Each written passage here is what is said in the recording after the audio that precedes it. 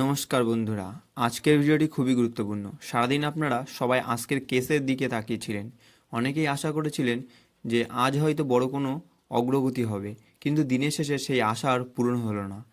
তো চলো আজকে দেখে নিই যে কেসে কি কি হলো। 51 কার And so, Madam, 50 অপোজিশনটাও রেখে দিন না।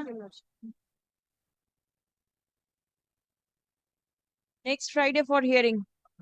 yes, Madam. 51 কার নেই। 51 হবে না অনিমেষ বাবু।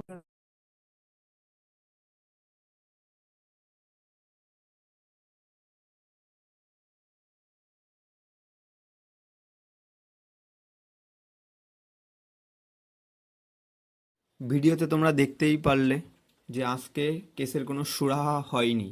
স্বাভাবিকভাবে এই খবর শুনে অনেক প্রার্থীর মধ্যে হতাশা ও ক্ষোভ তৈরি হয়েছে। এতদিন ধরে অপেক্ষা, বারবার তারিখ আর বারবার নতুন ডেট দিয়েছে আমাদেরকে। এসবের কারণেই অনেকেই মানসিকভাবে ক্লান্ত হয়ে পড়েছে। সোশ্যাল মিডিয়ায়ও সেই প্রতিক্রিয়া দেখা যাচ্ছে। তবে এই মুহূর্তে সবচেয়ে গুরুত্বপূর্ণ বিষয় হলো সামনে কি করা হবে। কারণ শুধু হতাশা প্রকাশ করলেই সমস্যার সমাধান হবে না। সবাই চাইছেন বিষয়টি দ্রুত নিষ্পত্তি হোক এবং যোগ্য প্রার্থী তাদের প্রাপ্য সুযোগ পান। এই পরিস্থিতিতে একটি গুরুত্বপূর্ণ ঘোষণা করা হয়েছে। 17ই আগস্ট শান্তিপূর্ণ আন্দোলনের ডাক দেওয়া হয়েছে। এই কর্মসূচির মূল উদ্দেশ্য হলো প্রার্থীদের দাবি একসঙ্গে সুসংগঠিতভাবে এবং শান্তিপূর্ণ উপায়ে তুলে ধরা।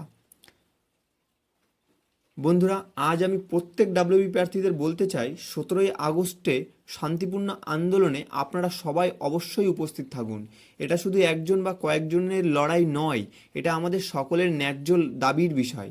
যত বেশি প্রার্থী একসঙ্গে শৃঙ্খলাবদ্ধভাবে এবং শান্তিপূর্ণভাবে উপস্থিত থাকবেন, ততই আমাদের ঐক্যের বার্তা স্পষ্টভাবে পৌঁছাবে সরকারের কাছে। তাই আপনারা বন্ধুদেরও খবরটি জানিয়ে দিন। সবাইকে একসঙ্গে নিয়ে 17ই আগস্টের কর্মসূচিতে যোগ দিন এবং আমরা আমাদের দাবি শান্তিপূর্ণ ও গণতান্ত্রিক উপায়ে তুলে ধরব।